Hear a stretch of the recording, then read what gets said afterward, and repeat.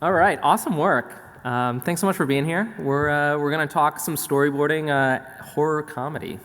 What I'd love to do is just go down the line real quick. We can all introduce ourselves, maybe roughly how long you've been in the industry, and a couple big career highlights. My name is Sam Tung. I'm a storyboard artist in film and animation and games.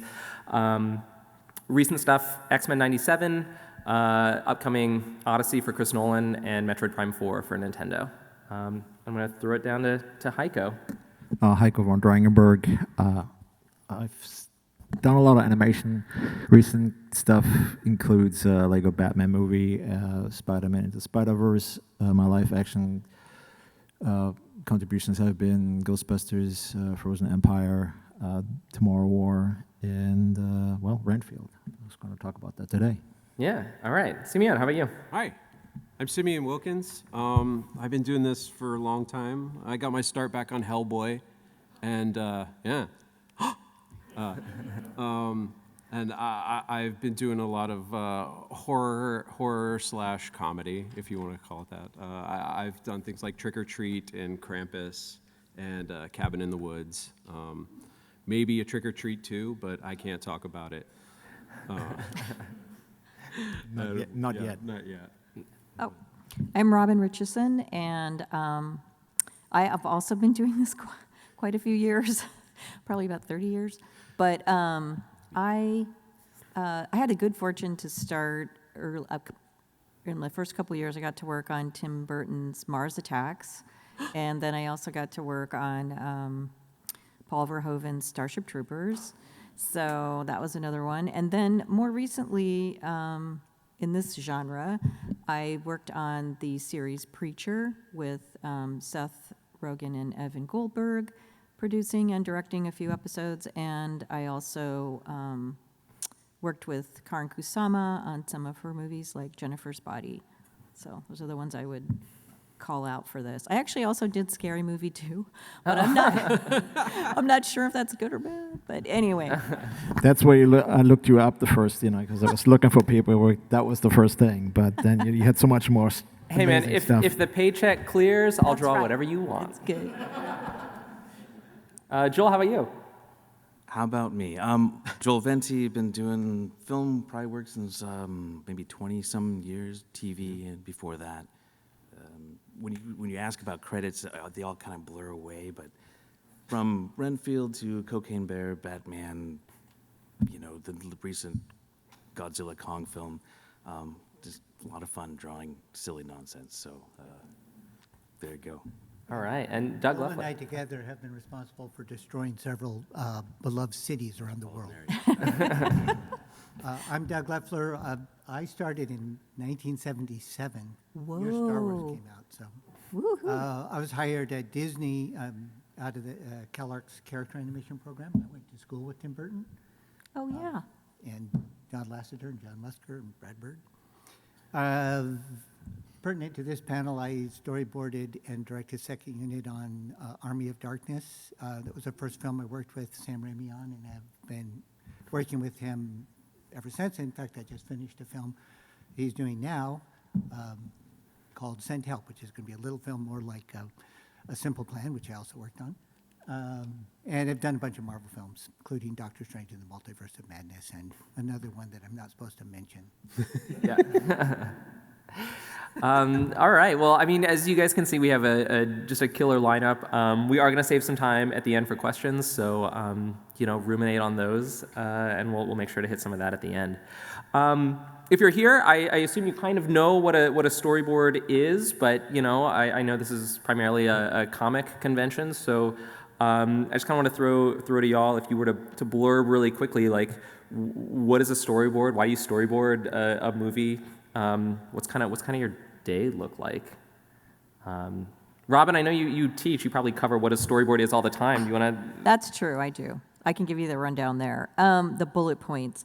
At its most luxurious, the storyboard is really a creative tool for the director to get their vision out in front of their crew. That's kind of the big, fun, creative part of it. The more brass tacks part of it is the producers and the studios want to know how much is this going to cost. The rest of the crew wants to know what do I need to provide? And so the storyboards help fill all those things. It's like they look at it and go, oh, we're going to need a crane. That's how many days are we going to need that crane? And, all that kind of, how many days are we going to need to shoot this scene? And then so they can book the locations. I mean, everybody uses the storyboards for budgeting and for just getting everything together. So those are, Planning. yeah, good planning. And so that's why I use storyboard really. And I'll throw this to anybody. What is who are you working with primarily? Director, producer, cinematographer? Heiko, you look like you've got something on your mind. Joel, you want to talk about the Pyramid of Power? the pyramid of Okay, power? so- Yeah. So imagine the pyramid, right? With the director's on top, and then the caterer, probably monkey wranglers down below a little bit. Although I have got a building below the monkey wrangler one, so there you go. Maybe it's Don't let the caterer hear you say that. they are important. My Yeah. point is, Well, the caterer always gets a credit. We may not. Yeah. the storyboard artist doesn't really have a place in the pyramid of power. We kind of float around the top. We deal with the director, producers, and maybe sometimes actors if they have to really have a particular thing in mind. But mostly it's just the director is the only one you're speaking with, and their assistant. So because we don't have like a place for it, we can really sit and talk about story. Does it work? How can we make this better? Do we have to do the same thing in less shots? And that's really, that's who you're answering to, because they have to believe in that story that you're presenting visually, and they need to take it to the people that are working for them and making sure that it works. I'm sure that you've got an interesting take on it too, but that's pretty much it. You're working with the guy on top or the girl on top. Yeah, a lot of people don't understand what we do, even, I think, within our own ranks. But storyboarding actually has three components. It is drawing, storytelling, and filmmaking. Drawing is the most obvious thing we do, but it's not necessarily the most important. And we live in this kind of nebulous place where we can be very influential to the outcome of the film. Storytelling, we can ghost direct, we can do rewrites. But often we don't even get credit. So that being invisible, that anonymity is both beneficial and a hindrance to us. Yeah, it's like you get to stay above a lot of nonsense politics on a film, which is great, but then they also forget you exist sometimes. Well, the thing That's is a that drag. even people within that hierarchy don't understand what we're doing and are always very confused why we get a lot of director time, because we could like supersede Yeah. all the department heads. Yeah, we only answer to one person. Right. So if I have to fill out my paperwork and who's your supervisor, well, I'm not going to put my director on it because he has other things to do. And well, technically we're part of the art department, but we're really not. We sort of like live in our own kind of world where we get one-on-one time with the director, and that really confuses everybody, including producers, who don't seem to quite understand But what it it does is we make actually do. it makes the job really fun, though, right? Because you get to be pretty high on the creative food chain. It makes incredibly fun. This is my favorite part, to really Yeah. just go in early on a movie where it's just you and the director, and you get to figure out how to shoot this thing. It's like being Grima Wormtongue, the little Brad Dourify guy. We get to whisper in a director's ear constantly. We're almost the first sort of sounding board for a lot of ideas that directors have. They'll be like, well, we're going to try it this way, and you go and see if it works. Simeon, you got any stories? Any things you incepted into a production? Yes. Thank you, Sam. Sometimes you can even get people cast in films because of the things you do. I'm sure some of you have seen Krampus. Yeah. Well, David Koechner was cast in that movie because I decided to draw him in the storyboards. Basically, it was a new character coming into the story, and I didn't have an idea of, nobody had cast, there wasn't even a name floated as to who it might be, and I just happened to have Anchorman on at the time. I was like, that guy looks really fun to draw, and he was really fun to draw, and unbeknownst to me, because he looked so much like Koechner, and they needed somebody with the bald head and the squinty eyes to match the boards. That's who they cast. It could have been Will Ferrell in the movie. Could have been Will Ferrell. It could have, but Too expensive. I chose Koechner. Yeah. And I've tried numerous times to put myself into the movie, but it never worked. I put my dogs into storyboards every chance I get. The scene you saw from Krampus, I wanted to play the frozen guy in the FedEx truck so bad, but they were in Vancouver or something, and I'm not an actor, but I can play Frozen. Maybe.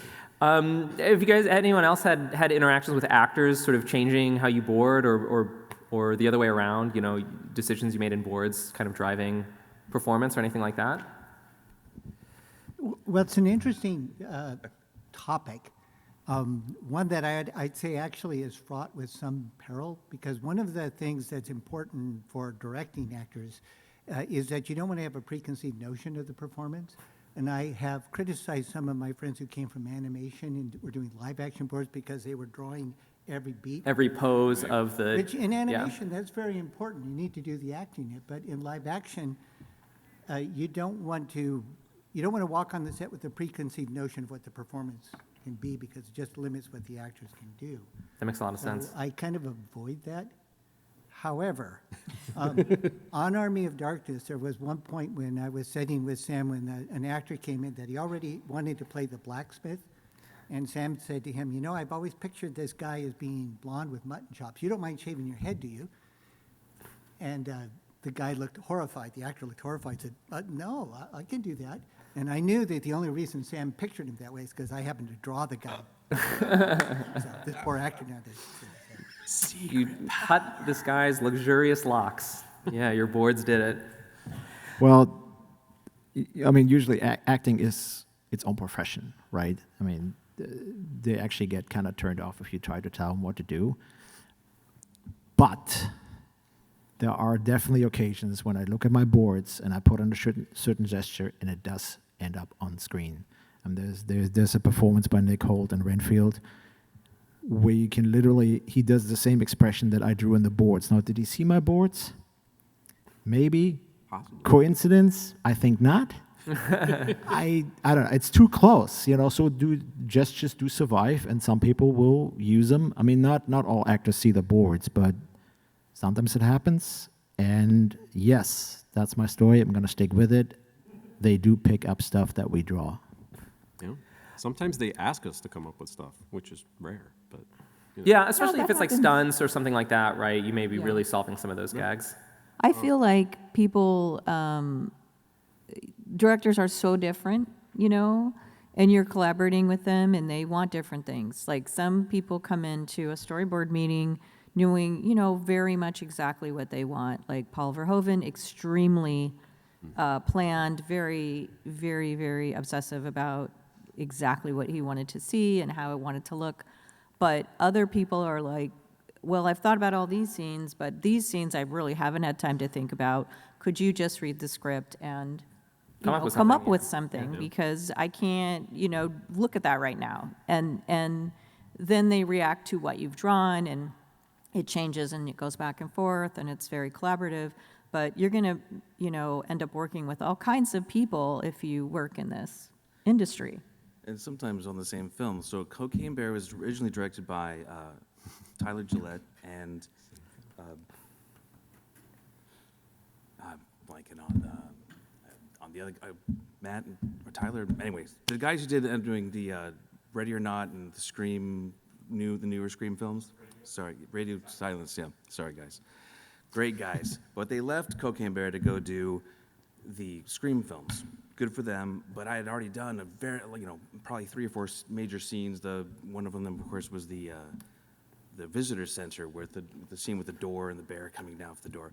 Totally drawn, totally different from their perspective than Elizabeth Banks did her version of the film, which was more of a comedy-based stuff. And what I learned the most on that was how you would shoot different tones. So, for example, on Elizabeth Banks' version, everything was more pedestrian, flat. Let the comedy sort of play into the shot versus having more dynamic lower angles as the door was being pushed over by the bear and being trapped, high angles being trapped below, and you get the sense of tone of what you're trying to achieve, whether it's more of a comedy or the violent aspect of the horror side. Yeah. So just that one scene alone, totally different outcomes. You take your pick about which one you would have rather had. Yeah, and all these, when we were watching this real play, all we were up here whispering with each other about, at least Timmy and I were about, yeah, all this looks really horrifying and none of it looks funny. But it's just that the comedy boards might not be as dramatic to look at, but they're still really important to see, like, if the joke's going to work, you know, like the way you Right. draw it, like, does it play well? Yeah. So if we didn't maybe show you those boards. A lot of times it's how far can you push it, you know? Yeah, Because we're at a before it stage in gets the like- movie where we can try everything. Yeah, it's cheap to draw it compared to shooting it. Yeah, I got a note on Renfield. No, you got to push it, like take it over the top. I mean, Yeah. you saw that punch where the guy gets punched and it comes out on both sides. I had a version where the head flies off. That was too much for them. But that actually ended up in the movie, and that's the thing about horror comedy, that something is so horrific that you tip the scale and you come out the other end where you're sort of like, we can just laugh about It it. becomes absurd. It becomes absurd, and Yeah. that becomes Is the main rule. and that becomes the joke. You know, when you have CGI blood spurting out of every orifice, you cannot. Right. You're not really horrified anymore, but it tips the scale to comedy. I mean, this even kind of goes back to Army of Darkness, right? When there's like a geyser of blood that comes out of the monster pit, you know? I think would come out of an elephant comes out of. Right, yeah, at the pressure of a fire hose, right? Yeah. I mean, this is a good transition. Like why do these two flavors that sort of seem on opposite ends of the spectrum, why do they pair so well together and sort of They've got the same structure. expound on this Pretty much idea? it. It's the same structure of expectation and release, really. yeah. Like comedy and horror are both doing the same things at the same time, and blending them is just kind of fun. You know, you just kind of like more horrific on this side, but usually it's as you get more absurdly horrific, it just gets funnier to watch. I mean, you have horror movies that are not meant to be funny, No, but where you laugh out loud because mean, it's come on. so insane. The gore is so much Jason that Takes there's nothing. Manhattan is hilarious. Yeah, there is a lot of crossover where things aren't supposed to be funny, but then they are. I will say, and those become classics because of that. You know, I think we've all seen those kinds of movies. Suspense and timing are just so crucial to both comedy and horror. Can I tell you my favorite joke? Uh-oh. What's the most important part of comedy? Timing! That was a setup for that joke. Yeah, He's a dad, forgive him. yeah. Oh, He's just getting warmed up. yeah. But I don't think people necessarily think about suspense being part of comedy, but it totally is, right? You're waiting for the joke or you're waiting for the scare, whichever one it is. Yeah. You've got to hold your punches till the right moment. With both suspense, comedy, and horror, it's all about anticipation. It's how well you can set up expectations for the audience of what they think is going to happen, and then, pulling the bug out from under. Yeah, And it's all just, about- and then just drop a bucket of blood on them. Right. Yeah, both are surprises. You don't know what you're gonna get, and Right. that what makes comedy funny. That makes horror. And sometimes what you can do, this is actually when you go to structure a climax, you can do this too, is like you come up with a solution to a problem. You present the audience with a problem, and you lead them towards an obvious or a functional solution to that problem. But you have in your back pocket a better idea how to end it. So you're doing a misdirect. You're trying to push them towards thinking this is going to happen, and then you give them something better than that. And that is the structure for good, like a good third act action sequence, as well as a joke. Well, and you also have to care about the characters. A lot of times as storyboard artists, we don't get to do all the sort of like plan seeding early on in the movie to make you like the character or not. So sometimes if I'm boarding a scene, I'll try to put in a little bit of personality, a little bit of character so that you can kind of like grab onto that and later on kind of like care about what's going to happen. You know, for example, the poor EMT guy on the Cocaine Bear scene, we only got to see him for like a second, so we had to like him enough to care about him one way or the other when he gets trampled on by the bear. So, and the driver as well. All those people, that whole film, just an insane experience of people getting eaten by a bear. But you have to care about them enough. You know, you have to, Or dislike them, right? If there's somebody you want to see be eaten by a bear, right? You got to make this guy just awful, right? absolutely, Joel, I haven't seen that yet. You just ruined the movie for me. yeah. Nothing happens to the bear. It's fine. But yeah, there's Nobody does. No bears were harmed. Right. you talk about character, you talk about the the release of the story, and you just have to find the best version. Sometimes you can draw it, sometimes it gets. Yeah, and I think it's really important, the conviction of the characters is how, I think with comedy, it's really important that you don't play it for comedy, that you trust the material with it when you do it, that the one thing that will kill a joke is if the actors are aware it's a joke. You mean like the characters in the story don't know that they're in a comedy? Exactly. Yeah, They're just yeah. taking it very seriously. Right. They're not. There's a story about making a Butch Cassidy and the Sundance Kid, and where Paul Newman's doing the scene with the guy from Wells Fargo Bank who's inside. He's already robbed him once, and he's going to have to blow up the car, the door to get, and he's trying to talk the guy into coming out so he doesn't have to hurt him.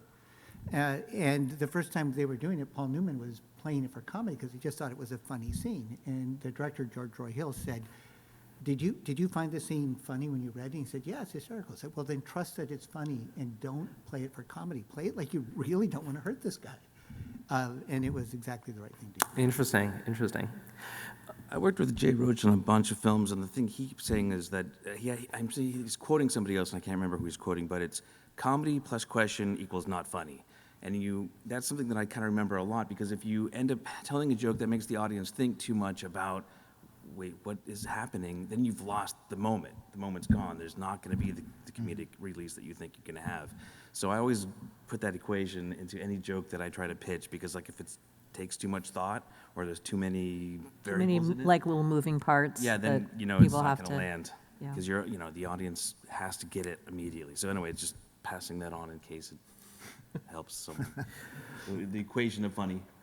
I have a question about timing and how you guys handle that. Like, I have a question about timing and how you guys handle timing. With both horror and comedy, right? It's like we've said, it's this build up to suspense and then release either with laughter or shock or horror or something like that. But as storyboard artists, we're not usually timing our own animatics. How do you sort of milk a moment either for comedy or suspense here? Are you just like doing more panels, or what is sort of your thought process behind building that anticipation when you're drawing a sequence? I think it goes, like they said, it goes back to planning, that you provide all the information that is necessary within the frame or the frames that you provide, so then you let it happen and it happens. But, the setup is important more than, I think, us timing it, because I think that's... One thing I learned about from Doug a lot is the pitch. You have to really know your material so well. When you're pitching your sequence, if there's timing involved, if there's a pace that you're trying to achieve, it comes through in the pitch. And it's up to the director, of course, to take that information and do whatever they're going to do with it. But pitching boards is really important to what we do. And I didn't realize how important it was until you start seeing people who know how to do it well, like this guy. And you're like, oh, I get it. But the truth is, for what we do, I mean, in any aspect of the film, it's so much about the relationship with the director. Some directors just aren't funny. And there's been many times when I've pitched things to people that got everybody in the room to laugh, and then when I saw it filmed, it just felt dead. So some directors can do it, and that's, if you have a good collaboration with their director. Like, if I pitch a gag to Sam Raimi, I'm pretty sure if he likes it, it's going to be funny when it's made. Most directors, I think there's probably less than 50% chances the gag's going to land. So it's really about understanding the strength of what the director actually can do. Yeah, and did we have... Yeah, I just wanted to add that a lot of people have seen storyboards the way they've been published. The public, you often see them forward up on a page saying a book, the art of, but not everybody here might understand that storyboards are also used for live action, presented as animatics now. And I just wanted to pause for a moment to have to make some explanation one time. So. Or just step through it one frame at a time. It's actually a lot easier to keep people's attention if you're just in control. It's been a while. All right, cool. Well, we got a few more minutes before we do some questions. I mean, I'm always curious. How has storyboarding changed or evolved since you started, and also kind of where do you see the field going? And I'm gonna give you guys a limitation on that last one when you're talking about what the future of Hollywood holds. No bummers. Yeah, I was going to say, let's not go there. But Turn the I, mics off. yeah, I would say, I'm just going to say, yeah, we all, well, I don't know, maybe not all, but I think all of us started out on paper. Yeah. Is that right? And so, that was maybe the biggest change is paper to digital. But, I mean, digital has a lot of wonderful aspects to it. There are all those tools, like Rick just mentioned in the audience, about making things into animatics or stepping through frames digitally on a computer so you can kind of just see the action happening. All that's great. Probably the saddest thing in some ways, although also great, is we don't have to drive to the studio anymore.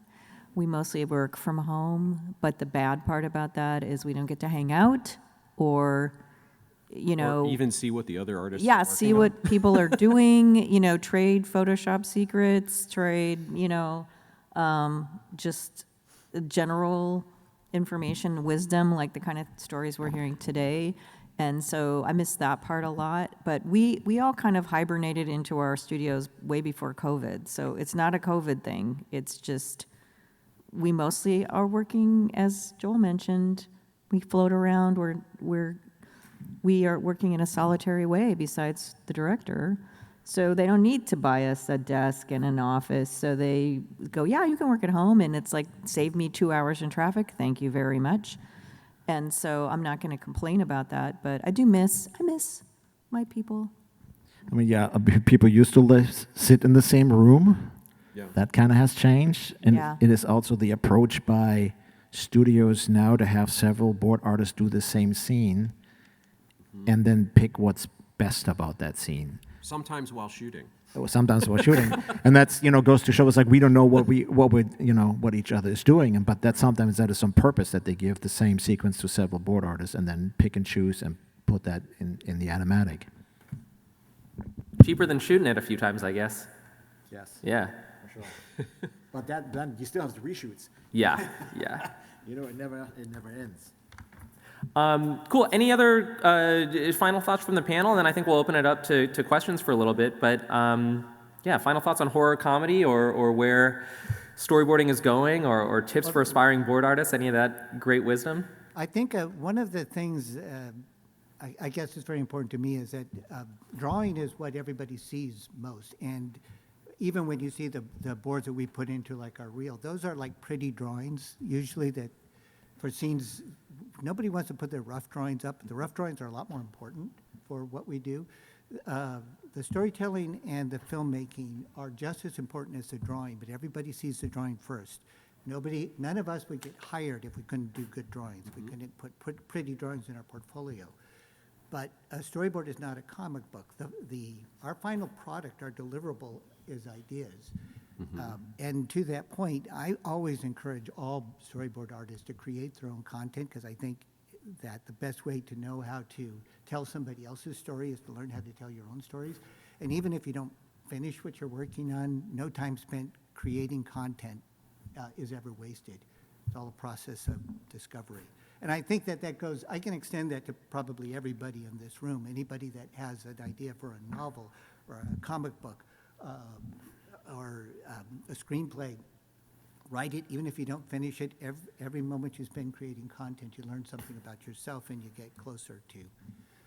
I love it. That's great, man. That's a great note to end our formal talk on. But I would love, while we have these masters of the craft here, if anybody has questions, wants to pick some brains or just ask for more crazy Hollywood stories, like now is the time. So we don't have a mic, but but I'll just kind of watch for hands, and if you could just shout out your question, and I'll repeat it, and we'll go. Yeah.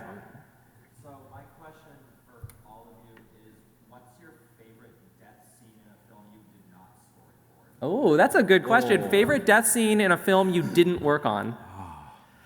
Jeez. Can only pick one? I got one. This isn't it bloody or gory, but Michael Mann did a film called The Last of the Mohicans. And there's a scene where this, one of the young women, not Madeline Stowe, because she lives, but I mean her younger sister, sorry, spoiler, is going to be taken off with this, gets kind of sold off to this other guy as, a bargaining chip. And she's getting taken away, and she chooses to jump off of a cliff rather than go with this other band of people. And it was just so affecting when I saw it. And no gore, no nothing, you just see her step off of this thing and float away. And it was just like, that's always stuck with me. So I'll give that one. I remember seeing in Fargo. I actually don't remember how the death occurred, but it was like in a parking lot. Somebody had just died, and William H. Macy, he's a really nice guy, was in his car looking, and you're just looking at the back of the car for a long time, just holding on it, and then the trunk pops open. And the implication of that is that he's going to do something with the body, and he's going to put it in the trunk. But just that simple act, I thought was such a brilliant shot. And it made the audience a participant in the storytelling. You weren't telling them what was going to happen. You just gave them the information. And I remember seeing that and thinking, I wish I came up with that idea.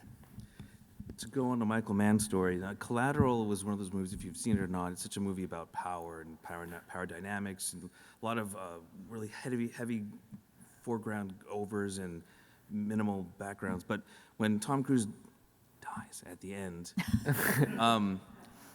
he does this really great thing with making him really small in frame. And this guy who had commanded the entire film, he's just powerful, in charge of everything. When he's dead, he's just like slumped over in the train car. And then Jamie Lee Foxx is huge in the foreground, and you see that power shift. And I think, wow, that's nonverbal visual storytelling at its best. I mean, it's not the most dramatic death scene ever, but as far as like a story character thing, I think that's pretty damn good.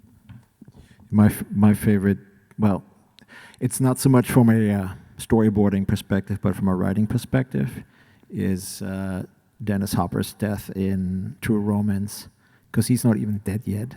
He dies for, I don't know how long that scene is.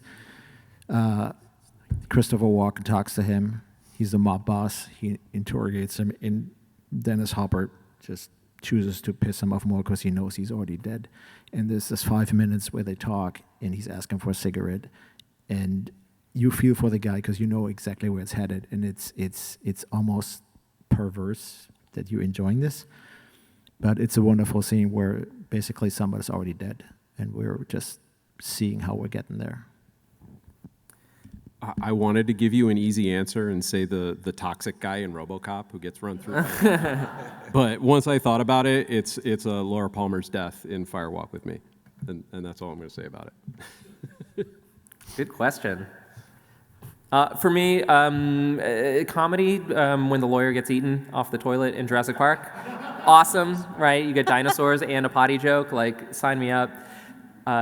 Horror, in Texas Chainsaw Massacre, when that guy gets hit in the head and his body is like twitching on the ground, like, ugh, like a movie that I'm fine watching only once. 10 minutes. All right, other questions? This gentleman right here.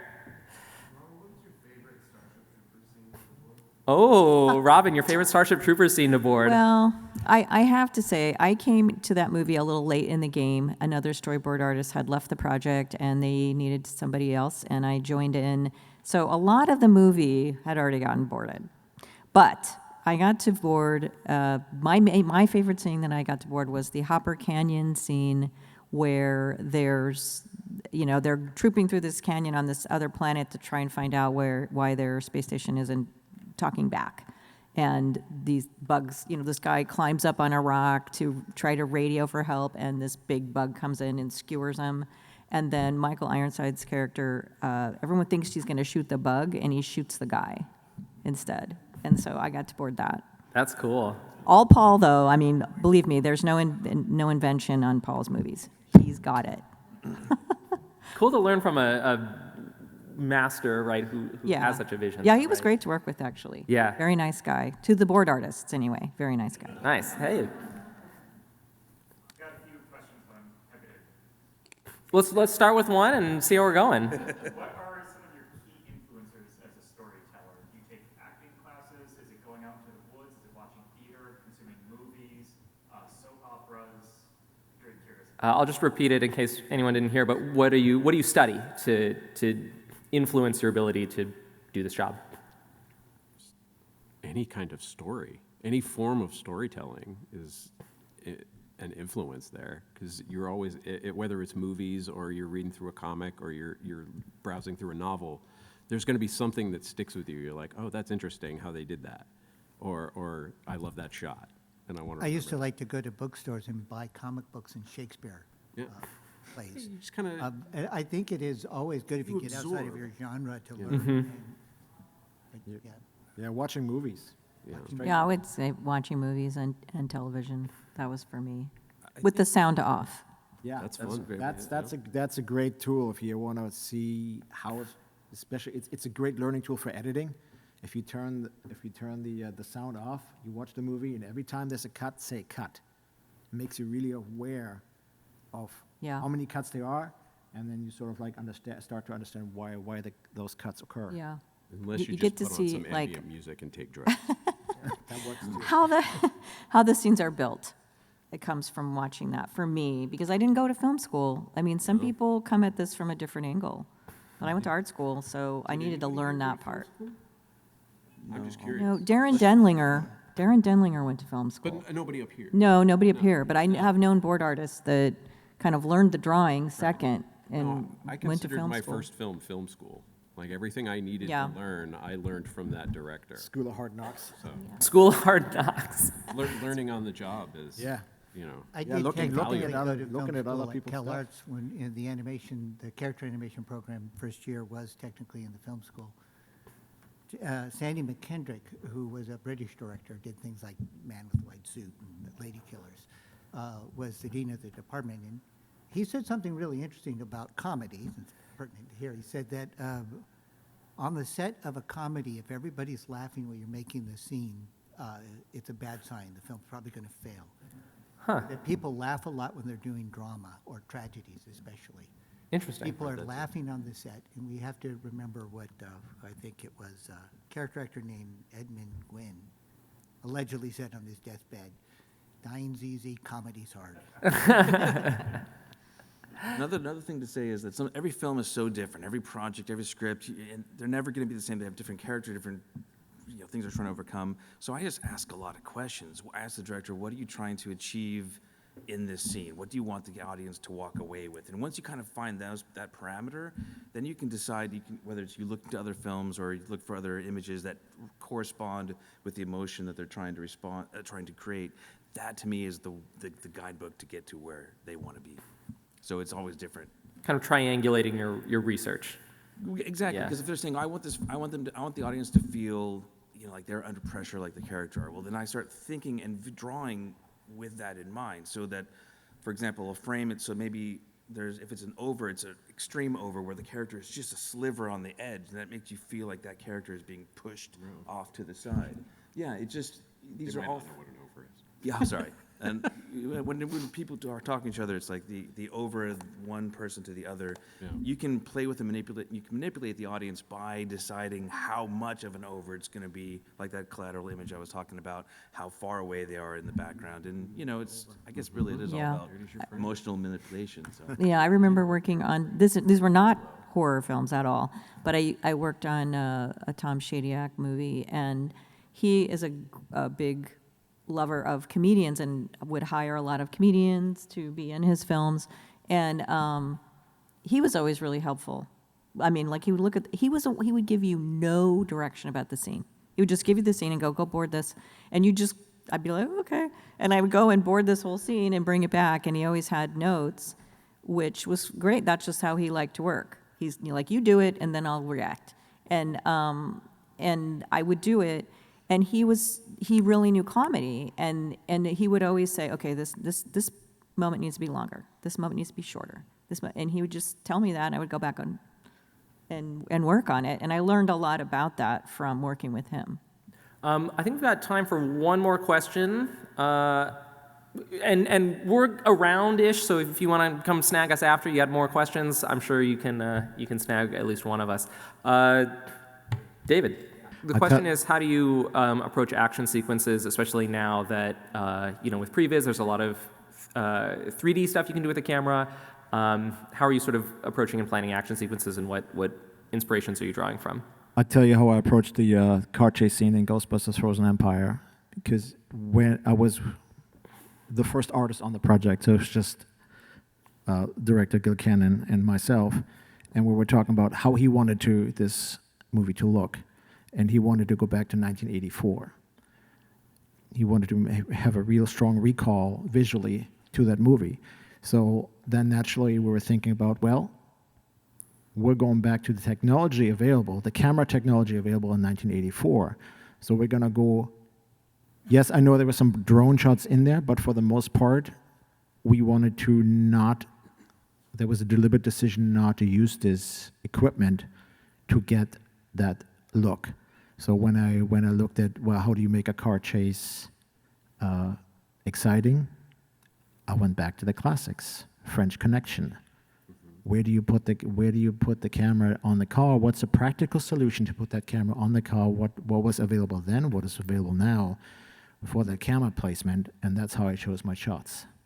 Put the camera low. Put the camera on the rooftop, in front of the car, and for the chase scenes, it would have been available to have a camera on another car as well.